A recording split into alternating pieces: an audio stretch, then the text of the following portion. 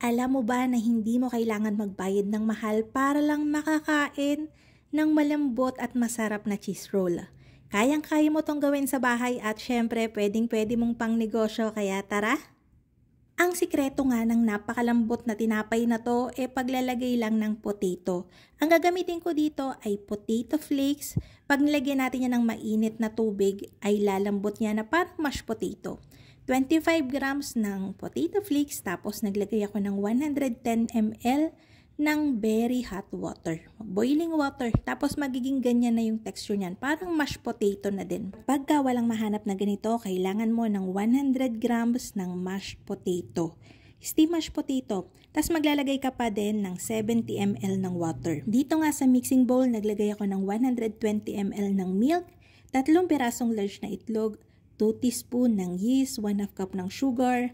Haluin natin yan hanggang sa matunaw na halos yung sugar. And then, naglalagay tayo ng 500 grams ng all-purpose flour. Pwede din ang bread flour.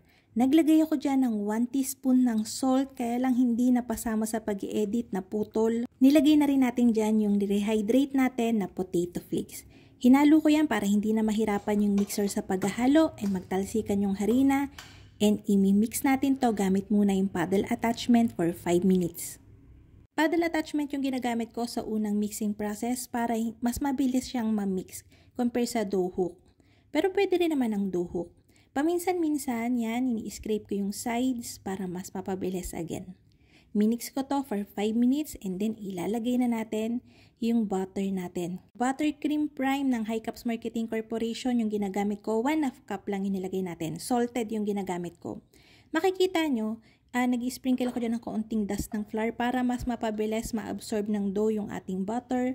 Kapag ka na-absorb na nga yung butter, magpapalit na ako ng attachment ng dough hook para mas makita nyo yung difference kung kailan na siya ready. So ayan, kapag ka ready na yan, dapat medyo makintab na yan, napakalambot na sa pakiramdam, and mababanat nyo siya ng ganito.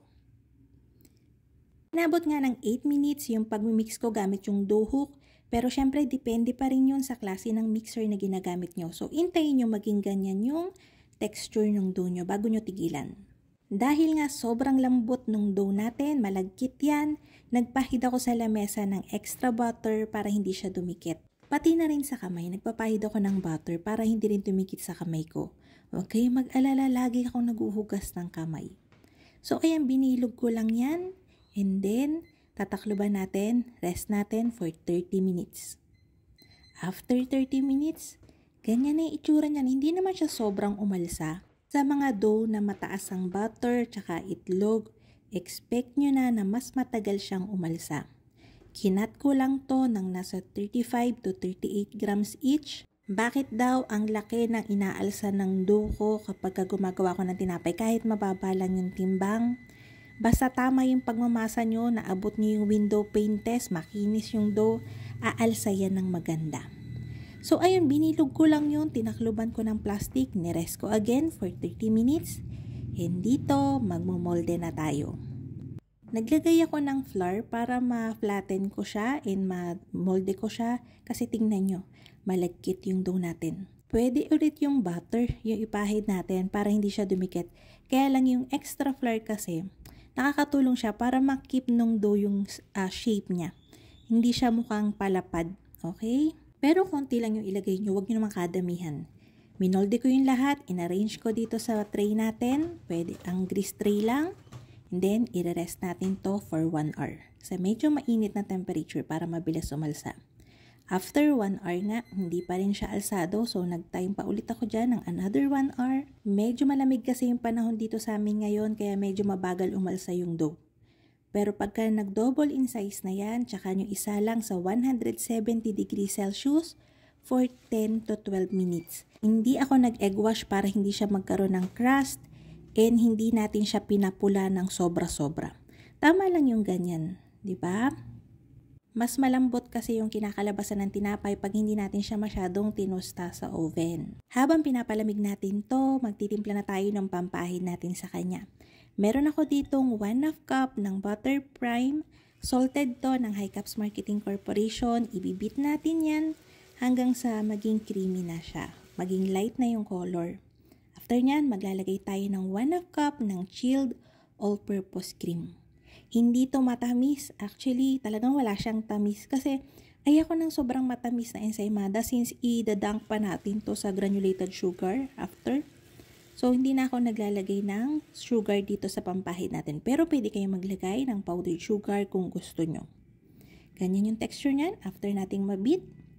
And then, pag malamig na yung tinapay natin, tsaka natin siya ipapahid. Naglalagay pala ako ng all-purpose cream instead na CBC na lang or kaya buttercream na lang para mas maging mabango and mas creamy yung cheese roll natin or kaya ensaymada natin. Try nyo, napakasarap nito. So, after nating makoat yan lahat, ilalagay na natin siya dito sa granulated white sugar. So, ito na yun. Tapos na to. Cheese roll na siya. Pwede nyo na siyang kainin ng 1 to sawa. 31 pieces yung kinalabasan ng recipe natin. Pagka ibebenta, ibalot sa parchment paper or glassine paper para hindi siya madry kagad. Pero tatagal yung lambot nito up to 3 days or more. Pero syempre dahil breads to, mas masarap talaga tong kainin kapag laging bagong bake. So ayun na nga mga kalutong tinapay. Sanang nagustuhan niyo ating video for today. Magkita-kita tayo muli. Ito pong muli ang lutong tinapay. Bye-bye!